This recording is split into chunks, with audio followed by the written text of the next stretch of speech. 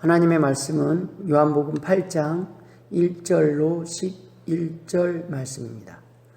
봉독하겠습니다. 예수는 감람산으로 가시니라. 아침에 다시 성전으로 들어오시니 백성이 다 나오는지라.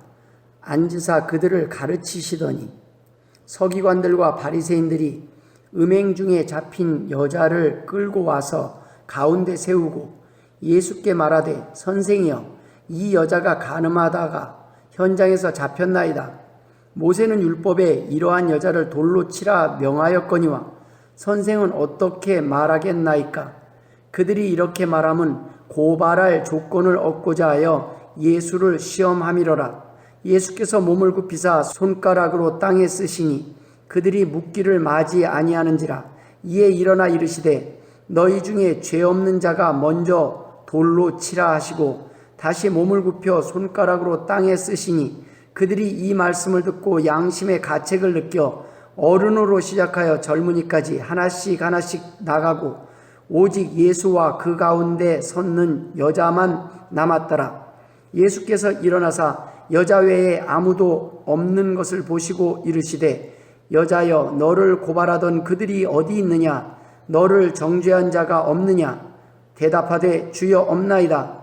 예수께서 이르시되 나도 너를 정죄하지 아니하노니 가서 다시는 죄를 범하지 말라 하시니라. 아멘. 할렐루야.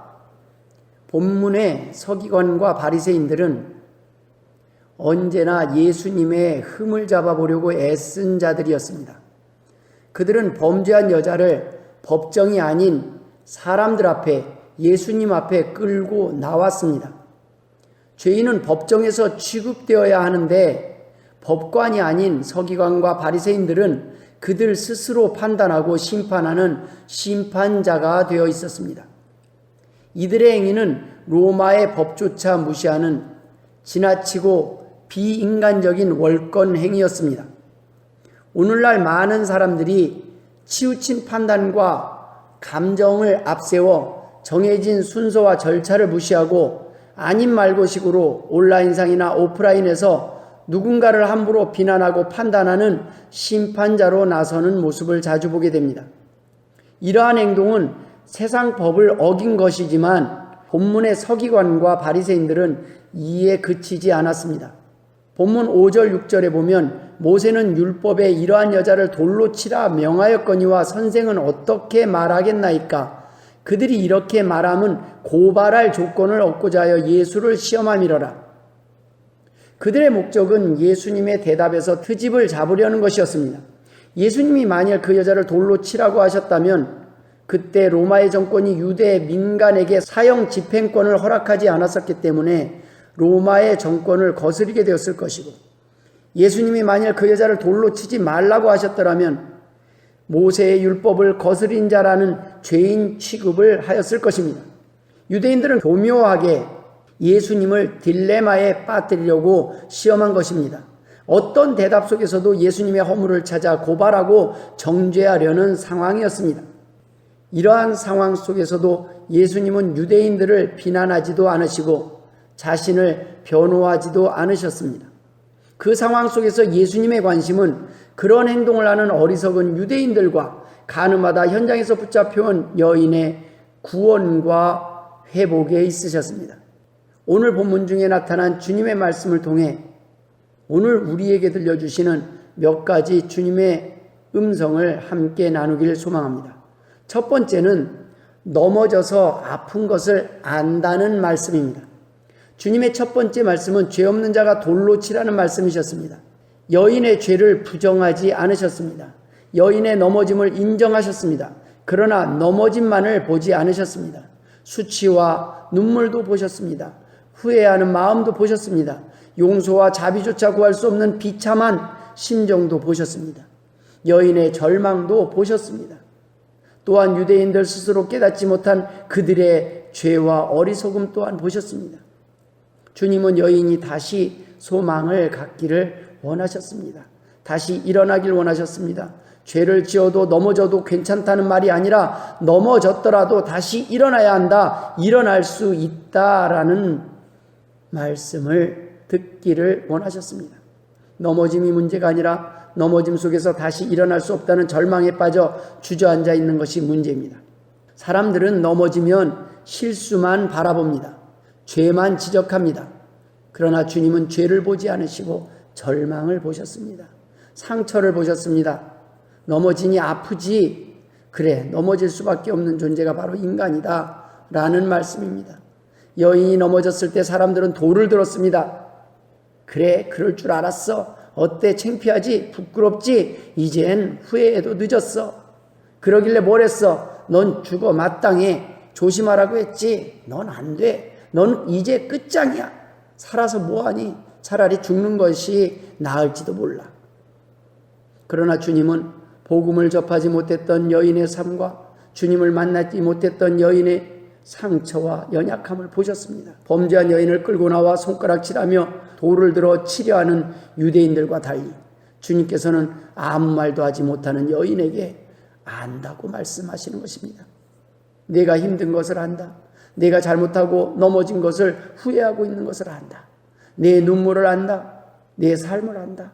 내 억울함을, 내 속상함을, 내 답답함을 안다. 내 연약함도 안다. 너의 갈증과 갈급함, 그 목마름을 안다. 내게 내 도움이 필요하다는 것을 내가 안다라고 말씀하고 계시는 것입니다. 예수님 목마릅니다. 오시어 기름 부소서. 주님을 사모합니다. 오셔서 채워주소서. 성령의 불로 성령의 불로 임하소서 임하소서. 예수님은 여인의 목마름을 아셨습니다. 너를 안다. 내 출생의 비밀도 삶의 여정도 너의 성품도 기질도 장점도 단점도 너의 있는 모습 그대로를 보고 정확히 알고 계신다는 말씀입니다. 너를 이해한다는 말씀입니다. 내가 왜 그렇게밖에 살 수밖에 없었는지, 내가 왜 죄를 지을 수밖에 없었는지 내가 안다라는 말씀입니다. 가늠한 여인의 죄가 없다는 말씀이 아닙니다. 죄를 지어도 괜찮다는 말씀도 아닙니다. 용서하고 다시는 죄를 짓지 않도록 내가 돕겠다는 말씀입니다. 너의 죄 문제를 내가 해결하겠다는 말씀입니다. 내가 회복할 수 있도록 기회를 주겠다는 말씀입니다. 너를 안다. 너의 연약함을 안다. 내게로 와라. 내가 너를 쉬게 하리라. 내 목마름을 채워주리라라는 말씀입니다. 넘어지지 않는 사람은 없습니다. 그럼에도 불구하고 사람들은 다른 사람들이 넘어지면 일으켜 세우기보다는 비난하고 손가락질하기 쉽습니다. 사람들이 넘어짐을 바라보며 손가락질할 때 주님은 우리가 다시 일어날 수 있는 길을 준비하셨습니다. 주님은 지은 죄에 관심 있는 것이 아니라 다시 일어나고 회복하는 것에 관심을 두셨습니다. 넘어지지 않는 사람은 없습니다. 하지만 넘어지면 다시 일어나야 합니다. 빨리 일어나야 합니다. 왜냐하면 이를 위해 우리를 회복시키시기 위해 주님이 오셨기 때문입니다. 오늘 본문 가운데 주신 두 번째 은혜는 당신만 넘어진 것이 아니다라는 것입니다. 본문 7절에 그들이 묻기를 맞이 아니하는지라 이에 일어나 이르시되 너희 중에 죄 없는 자가 먼저 돌로 치라 하시고, 너희 중에 죄 없는 자가 먼저 돌로 치라. 누구나 넘어진다는 것입니다. 죄 없는 자가 없다는 것입니다. 그러나 다시 일어나지 못할 만큼 큰 죄도, 큰 허물도, 큰 실수도 없다는 말씀입니다. 주님의 보혈로 해결되지 못할 죄는 없다는 말씀입니다. 너희 중에 죄 없는 자가 먼저 돌로 치라는 말씀은 이후 10절에 여자여 너를 고발하더니 그들이 어디 있느냐? 너를 정죄한 자가 없느냐? 대답하되 주여 없나이다. 여러분, 해결될 수 있는 죄였습니다. 주님 앞에서 여인을 고발하던 사람들이 다 떠났습니다. 그 누구도 정죄할 수 없었습니다. 여인의 죄 문제가 해결되었습니다. 여인은 지금 주님과 독대하고 있습니다. 주님은 말씀하십니다. 나도 너를 정죄하지 아니하노니 가서 다시는 죄를 범하지 말라. 여인의 죄를 부정하지 않으셨습니다. 하지만 정죄하지 않으신다고 말씀하시는 것입니다. 죄는 있지만 기소하지는 않겠다는 말씀입니다. 고발하지 않겠다는 말씀입니다. 바리새인들은 없는 죄를 만들고자 주님께 함정을 팠지만 예수님은 이 여인을 기소하지 않겠다고 말씀하십니다. 예수님은 심판하실 수 있는 분임에도 불구하고, 예수님은 죄가 없으신 분임에도 불구하고도 예수님조차 정죄하지 않는데 누가 누구를 정죄할 수 있겠냐는 말씀입니다. 본문 9절에 그들이 이 말씀을 듣고 양심의 가책을 느껴 어른으로 시작하여 젊은이까지 하나씩 하나씩 나가고 오직 예수와 그 가운데 섰는 여자만 남았더라. 주님이 이 땅에 오신 이유는 수많은 사람들이 들고 있는 돌을 내려놓게 하기 위함입니다. 가슴에 묻힌 원한을 내려놓게 하기 위함입니다. 용서하게 하시기 위함입니다. 자신을 돌아보게 하기 위함입니다. 바리새인들과 사두개인은 지금 예수님 앞에 가늠한 여인을 끌고 왔지만, 가늠한 여인의 죄는 보았지만 정작 자신들의 죄는 보지 못했습니다. 그들은 자신을 돌아보지 못했습니다. 주님 앞에서는 그 누구도 정죄할 수 없습니다. 심판대 하나님 앞에서는 그 누구도 자신의 죄를 숨길 수 없습니다. 결국 하나씩 한 명씩 모두 자신의 죄를 보고 인정하게 될 것입니다. 하나님의 심판대 앞에서 모두 자신의 죄를 인정할 수밖에 없게 될 것이라는 말씀입니다. 히브리서 10장 30절에 원수 갚는 것이 내게 있으니 내가 갚으리라 하시고 또다시 주께서 그의 백성을 심판하리라 말씀하신 것을 우리가 아노니 라고 기록되어 있습니다.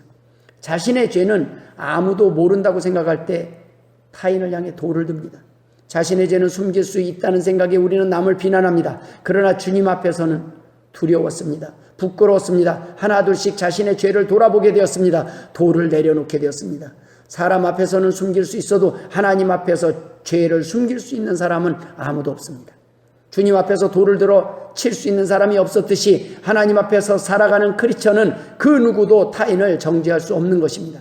아무도 손가락질할 수가 없습니다. 모두가 죄인이기 때문입니다. 그 누구도 타인을 비판하고 심판할 자격이 없다는 말씀입니다. 누가복음 6장에 비판을 받지 아니하려거든 비판하지 말라. 너희의 비판하는 그 비판으로 너희가 비판을 받을 것이요 너희의 헤아리는 그 헤아림으로 너희가 헤아림을 받을 것이니라. 어찌하여 형제의 눈 속에 있는 티는 보고 내 눈 속에 있는 들보는 깨닫지 못하느냐. 보라, 내 눈 속에 들보가 있는데 어찌하여 형제에게 말하기를 나로 내 눈 속에 있는 티를 빼게 하라 하겠느냐. 외식하는 자여, 먼저 내 눈 속에서 들보를 빼어라. 그 후에야 밝히 보고 형제의 눈 속에서 티를 빼리라. 마태복음 7장 1절부터 5절까지 말씀입니다. 우리는 비판할 권리가 아니라 사랑할 사명과 의무만 허락되어졌습니다. 히브리서 10장 30절에 원수 갚는 것이 내게 있다는 말씀은 심판주이신 주님마저 정죄하지 않고 심판을 연기하시고 또다시 우리에게 기회를 주시고자 하시는데 심판받을 죄인이 그 누구를 정죄하며 심판하겠냐는 말씀입니다. 넘어지지 않아서가 아니라 넘어지기 때문에, 우리의 연약함 때문에 보혈의 공로 주님의 십자가 고난이 필요했습니다. 혹시 부지 중에 넘어지더라도 그 시험을 이겨내고 다시금 일어나는 삶이 하나님이 원하시는 삶입니다. 하나님에 대한 전적인 신뢰와 전적 의탁을 고백하는 삶입니다. 여러분, 넘어질 수 있습니다. 그러나 주저앉아 있으면 안 됩니다. 넘어짐보다 더 큰 죄는 넘어진 그곳에서 오래오래 포기하고 주저앉아 있는 것입니다. 절망하는 것입니다. 빨리 일어나야 합니다. 빨리 회복해야 합니다. 빨리 주님 앞에, 말씀 앞에 엎드려 주님의 도우심을 구하고 은혜를 구하며 다시 일어나서 각자의 사명의 길을 가는 것입니다. 하나님이 앞서서 일하시며 도우실 것입니다. 주님은 바로 이를 위해 오셨습니다. 넘어진 우리를 회복시키시기 위해 주님이 오셨다는 말씀입니다. 세 번째 은혜는 다시 또 넘어지지 말라는 말씀입니다. 11절에 대답하되 주여 없나이다. 예수께서 이르시되 나도 너를 정죄하지 아니하노니. 많은 사람들의 삶이 11절 상반절 말씀에만 머물러 있습니다. 용서의 은혜에만 머물러 있습니다. 용서에 합당한 삶에 관심이 적습니다. 주님의 용서는 마음 놓고 죄 짓기 위한 무한 리필 면죄부를 주기 위해서가 아닙니다. 다시 죄를 짓지 않을 수 있는 힘을 주기 위함입니다. 심판을 피할 수 있는 기회를 주기 위해서입니다. 또 한 번 더 우리에게 기회를 주기 위함입니다. 히브리서 10장 30절에 다시 주께서 그의 백성을 심판하리라 말씀하신 것을 우리가 아노니라는 말씀에 우리는 주목할 필요가 있습니다. 지금은 정죄하지 않겠다. 그러나 일단은 지켜보겠다. 다시 한번 기회를 주겠다. 그러나 계속 끝까지 돌이키지 않으면 심판하시겠다는 말씀입니다. 마음 놓고 다시 넘어져도 된다는 말씀이 아닙니다. 계속 같은 죄를 반복해서 지어도 괜찮다는 말씀도 아닙니다. 이제 그만하면 됐다. 내 안에 거하면 이겨낼 수 있다. 극복할 수 있다. 해결할 수 있다. 포기하지 말라는 말씀입니다. 내게 도움을 구하라는 말씀입니다. 11절 후반절에 나도 너를 정죄하지 아니하노니 라는 말씀에 이어서 가서 다시는 죄를 범하지 말라는 말씀이 기록되어 있습니다. 주님의 보혈의 능력은 과거의 죄뿐 아니라 미래의 죄 문제까지 해결하는 능력이 있다는 말씀입니다. 앞으로도 너를 지켜주겠다. 끝까지 너를 돕겠다는 말씀입니다. 너를 관심을 가지고 지켜보겠다는 말씀입니다. 주님의 보혈의 능력, 복음의 능력은 과거의 죄와 상처, 넘어짐의 치료제일 뿐 아니라 미래의 넘어짐에 대한 백신이요 건강의 비결이라는 말씀입니다. 건강하기 위해 지나치게 많이 먹는 건강식품들 때문에, 너무나 많은 건강 지식 때문에, 지나친 건강에 대한 염려 때문에 도리어 건강을 해치는 어리석은 사람들이 얼마나 많이 있습니까? 마태복음 6장에는 너희는 염려하지 말라고 말씀하고 있습니다. 33절에는 너희는 먼저 그의 나라와 그의 의를 구하라. 그리하면 이 모든 것을 너희에게 더하시리라 라고 말씀하고 계십니다. 그저 이 말씀 한 구절, 이 믿음만 있으면 족할 것을 우리의 삶은 주님을 의지하지 않고 세상의 교훈과 지식과 상식을 의지함으로 더 건강을 해치는 삶을 살고 있지는 않습니까? 여러분, 넘어지면 아픕니다. 건강은 건강할 때 준비하고 지키는 것입니다. 육신의 건강을 잃어도 영혼은 살 수 있지만 영혼이 죽으면 육신을 살릴 방법이 없습니다. 주님을 통해, 말씀을 통해 우리는 승리할 수 있습니다. 건강할 수 있습니다. 다시는 넘어지지 않을 수 있습니다. 주님을 떠났기에 넘어지고 병이 드는 것입니다. 주님을 떠나 있기에 병이 들고 넘어져도 주님께 도움을 구하지 못하고 있는 것 아닙니까? 돌이키고 주님을 붙잡을 때 우리의 문제가 해결됨을 믿으실 주의 이름으로 축원드립니다. 영육간의 건강이 회복되는 것입니다. 삶의 행복이 보장되는 것입니다. 주님을 붙잡으십시오. 그곳에 길이 있습니다. 말씀을 마무리 짓도록 하겠습니다. 본문 11절에 가서 다시는 죄를 범하지 말라. 그 말씀 속에는 심판은 내가 한다. 판단은 내가 한다. 그러나 나조차 지금은 정죄하지 않겠다. 심판을 보류하겠다. 판단을 보류하겠다. 다시 너에게 기회를 주겠다. 아직 기회가 있다. 이를 위해 내가 왔다. 라는 말씀입니다.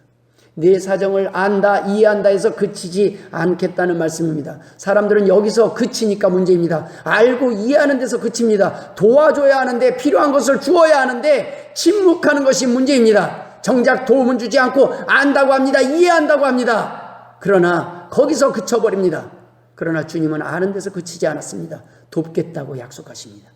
오신실하신 주라는 찬양의 후반부에 보면 내 너를 떠나지도 않으리라, 내 너를 버리지도 않으리라 약속하셨던 주님, 그 약속을 지키사 이후로도 영원토록 나를 지키시리라 확신하네 라는 고백이 나와 있습니다. 주님은 떠나시지 않으실 것입니다. 주님은 버리지도 않으실 것입니다. 끝까지 그 약속을 지키실 것입니다. 그 약속하셨던 주님께서 그 약속을 지키사 내 힘으로는 안 된다. 내가 도와주겠다. 나도 너를 정죄하지 않겠다. 용서받을 길이 있다. 회복할 수 있는 길이 있다. 내게 약이 필요했다. 내게 치유가 필요했다. 용서가 필요했다. 요한복음 14장 6절에 내가 곧 길이요 진리요 생명이니 나로 말미암지 않고는 아버지께로 올 자가 없느니라 라고 약속하셨습니다. 주님 외에는 안 됩니다. 살면 살수록, 살아온 기간이 길수록 선한 삶의 발자취뿐만 아니라 죄를 짓고 넘어진 얼룩도 함께 늘어만 가는 것이 인생인 것 같습니다.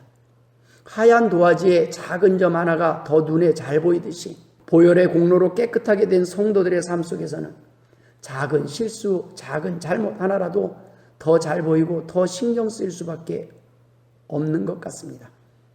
믿지 않는 사람들보다 성도들의 잘못이 더 커 보이고 성도들의 잘못보다 더 영적 리더인 목회자의 잘못이 더 크게 보이는 것은 아마도 지은 죄 자체가 더 커서라기보다 크리스천이라는 목회자라는 백그라운드, 배경에 비춰진 죄가 더 눈에 잘 보이기 때문이 아닐까요?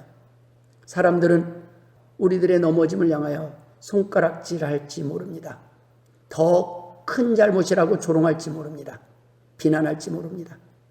여러분, 주님의 십자가의 공로로 하나님의 심판대 앞에서 부끄러움 없이 설 수 있게 된 우리의 사명은 오로지 우리가 경험한 그 십자가의 능력을 전하는 것뿐입니다.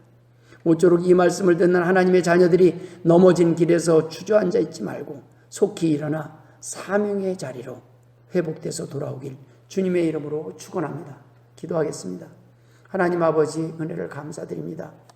넘어질 수밖에 없는 존재임을 고백합니다. 날마다 십자가를 바라보지 않고는, 말씀 안에 집중하지 않고는 하나님의 은혜가 없이는, 주님의 도우심이 없이는 넘어질 수밖에 없음을 다시 고백합니다. 주님 도와주옵소서.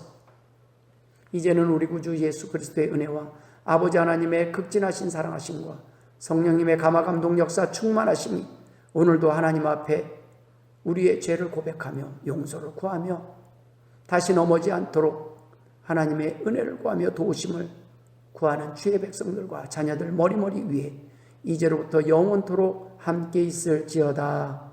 아멘.